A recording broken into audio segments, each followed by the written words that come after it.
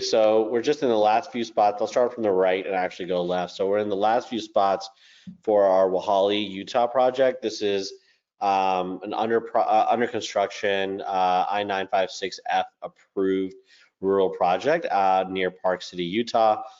Phase 1 is basically sold out. We've already created close to 700 EB5 jobs. So a lot of the immigration kind of questions for this project are already answered. 956F has already been approved. We've got multiple 526E approvals, and we're getting pretty close to having all the jobs created for all 100 investors that we have in the deal. Really, really great opportunity to kind of get in and get a really, really fast 526E approval since the 956F is already approved. Then we have Kindred Resort. This is our most recent rural offering. This is a hotel and condo development near Denver, Colorado. It's actually the first ski resort in the mountains before you get to Vail, Breckenridge, and some of those other names that people are most familiar with. This is an up and coming area that has absolutely exploded over the last couple of years. It's now become the 4th most visited ski resort in the United States.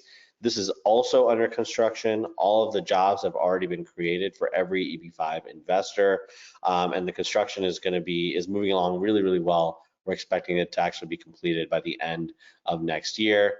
We're going to end up with a first priority mortgage on the property after the construction is completed, and that's largely due to the fact that over 70% of the condos have already been pre-sold. So we're coming in at a really, really great point in this project where construction is getting close to being on the tail end. Sales have been extremely, extremely well. Majority of condos are already sold, and we're really just coming in and recapitalizing some of the capital stack and allowing the developer to increase some of their margins with really good collateral for us. And then finally on the left is probably our most popular project over the last 2 years. We've got Twin Lakes, Georgia. This is an active adult single family home community just outside of Atlanta, Georgia. This is in partnership with Coulter, who we've worked with for over 15 projects over the last decade with great success. We've never had any issues with any of their projects. And this project in particular comes with a loan repayment guarantee from a parent company, making it incredibly safe. Stop me if you see the pattern here, but it's under construction. We've got all the jobs created for majority of the investors in the current fund, and the prior funds already have 956F approval and again multiple 526E approvals as well. This project also includes great home sales, so we're already up over 600. Probably by the end of this year, we'll be near the halfway point in terms of home sales, so doing incredibly well. And because we're coming in the middle of a project, again, job creation already done, immigration risk extremely low, and with that repayment guarantee, you also have a very high chance of getting your money back as well. So all 3 deals really, really good. They have different strengths that I think would appeal to different investors. Happy to reach out feel free to reach out to us and speak with one of us about what might fit best for you and your goals if you're looking at EB5 as a possible investment. So across these 5 projects, talk a little bit about the urban projects and how they contrast with the rural options and why certain profile clients are more inclined for the urban projects. Obviously, we've signed up investors for all 5 of these projects, but yeah, what are some of the kind of common thoughts and common traits that you've seen for investors who prefer, the rural versus the urban options? Yeah, absolutely. So our urban project is really one project with 2 different options to invest into. And, one of the key things and the reason why we put this project together and brought it to market was because of some new guidance from USCIS about how long the money has to be deployed out into any given project. So this is a really good financial investment, relative to other EB5 investments.